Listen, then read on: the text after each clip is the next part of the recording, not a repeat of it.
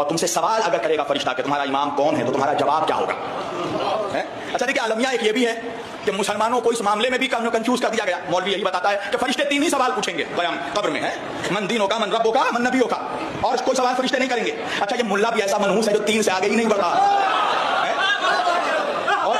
اور بول ایسے رہا ہے کہ جیسے ابھی قبر میں فرشتوں کو جواب دے کر آیا ہو. بھائی یہ ممکن کیسے ہے مسلمانوں؟ اتنا امپورٹنٹ سوال جو اللہ قرآن میں کہہ رہا ہے وَيَوْمَ نَدْعُو كُلَّ أُنَاسٍ بِإِمَامِهِمْ, ہم ہر شخص کو اس کے امام کے ساتھ بلائیں گے. تو یہ کیسے ممکن ہے کہ فرشتے تم سے قبر میں نہ پوچھیں کہ تمہارا امام کون ہے؟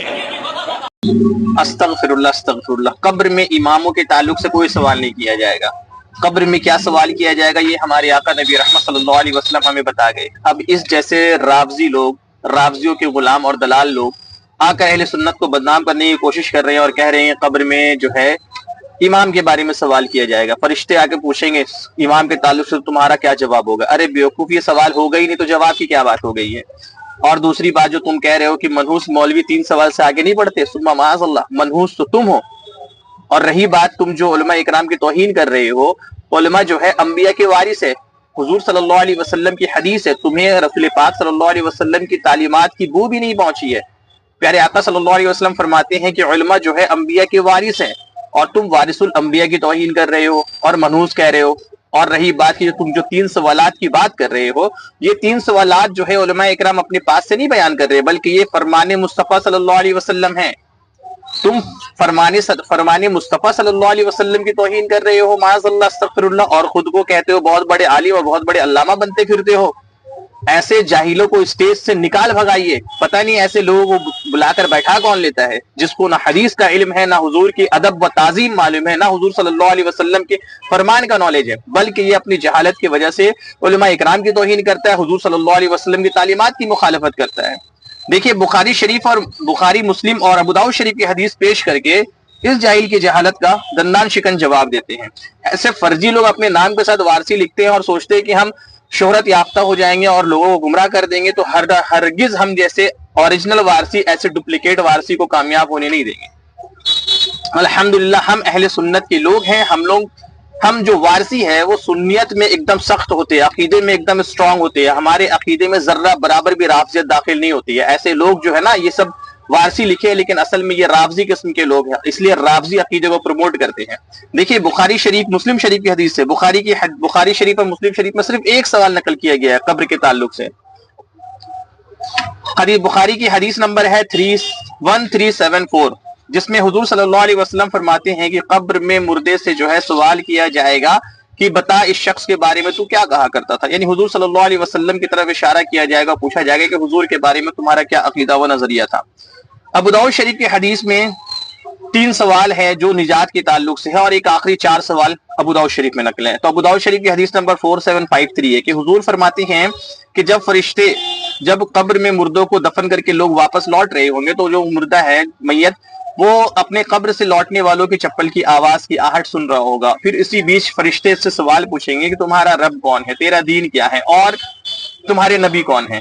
پھر حضرت قتادہ کی روایت, حضرت حناد کی روایت آگے ہے, حضور صلی اللہ علیہ وسلم نے فرمایا کہ اس کے پاس 2 فرشتے آتے ہیں, اسے بیٹھاتے ہیں اور اس سے پوچھتے ہیں تمہارا رب کون ہے, تو وہ کہتا ہے میرا رب اللہ ہے. پھر وہ دونوں اس سے پوچھتے ہیں تمہارا دین کیا ہے, وہ کہتا ہے میرا دین اسلام ہے. پھر پوچھتے ہیں یہ کون ہے جو تم میں بھیجا گیا تھا حضور صلی اللہ علیہ وسلم کے بارے میں, تو پھر وہ کہتا ہے کہ وہ اللہ کے رسول صلی اللہ علیہ وسلم ہے. پھر وہ دونوں اس سے کہتے ہیں, ٹھیک ہے, کہتے ہیں تمہیں یہ کہاں سے معلوم ہوا. یہ چوتھا سوال ہے کہ پھر جب فرشتے دیکھتے ہیں کہ یہ تینوں سوالات کے جواب جو ہے صحیح دے دیے ہیں, پھر فرشتے پوچھتے ہیں, اب چوتھا سوال جو ہوتا ہے یہ فرشتے پوچھتے ہیں کہ تمہیں یہ ساری چیزیں معلوم کہاں سے چلی. تو پھر وہ جو میت کہتا ہے کہ میں نے اللہ کے قرآن کو پڑھا ہے, اللہ کے قرآن پر ایمان لایا, مجھے وہاں سے معلوم چلی ہے. تو اب حضور صلی اللہ علیہ وسلم کی تعلیمات میں یہ رافضی کی بکواس تو مجھے نہیں ملی. تو اب ان نقلی وارثی صاحب سے میری گزارش ہے جو اصل میں رافضی ہیں کہ آپ نے جو یہ کہا ہے کہ اماموں کے بارے میں جب فرشتے تم سے پوچھیں گے تو تمہارا جواب کیا ہوگا, تو آپ ذرا بتا دیں کہ بھیا یہ سوال کہاں سے فرشتوں نے پوچھ لیا. اور یہی بات کہ آپ نے کہا کہ مولوی ایسا 3 سوال بیان کرتا ہے جیسے کہ وہ قبر میں ابھی بھی جواب دے کر آیا ہے, تو بھائی میں تم سے پوچھ رہا ہوں کہ تم تو 4 سوال ایسے کانفیڈنسلی بیان کر رہے ہو جس کی کوئی دلیل بھی تمہارے پاس نہیں ہے, جیسے کہ تم قبر سے ابھی یہ 4 سوال کا جواب دے کر آئے ہو. تو بکواس کرنا بند کرو، سنیت کو بدنام کرنا بند کرو، اور اپنے نام کے آگے سے وارسی ہٹا کر رافضی لکھو، پھر اس کے بعد جتنا کھل کر جہالت دکھانا ہے دکھاؤ۔ ہم الحمدللہ اہل سنت کے لوگ ہیں، ہم سچے وارثی ہیں، ہم سرکار وارث پاک کی تعلیمات پہ چلنے والے ہیں، سرکار وارث پاک کے نانا جان کے شریعت پہ عمل کرنے والے ہیں، ہم سرکار وارث پاک کے نانا جان کی فرامین اور ان کی احادیث پاک کے مطابق جو ہے اپنا عقیدہ و نظریہ بنانے والے لوگ ہیں۔ ہم کسی رافضی اور کسی فرضی آپ جیسے نقلی وارثیوں کی بکواس کو سن کر اپنا عقیدہ و نظریہ خراب نہیں کریں گے۔ اور جتنے بھی سنی حضرات، وارثی حضرات سے گزارش ہے کہ ایسے بکواس اور جاہل قسم کے لوگ اگر آپ کے سامنے آئے اور اس قسم کی سرکار حضور پاک صلی اللہ علیہ وسلم کے فرمان کی مخالفت کرے اور حضور کے فرمان کی تعلیمات کی اگر مذاق بنائے، تو ایسے لوگوں کو کھینچ کر اتاریے اسٹیج سے اور بھگائیے۔ ایسے لوگ جو ہے ممبر رسول پر بیٹھنے کے لائق اور قابل ہی نہیں ہے، جو حضور کی تعلیمات کا مذاق بنائے، حضور کی تعلیمات کے جو ہے ذرہ برابر یہ بو باس اپنے اندر نہ رکھتے ہو۔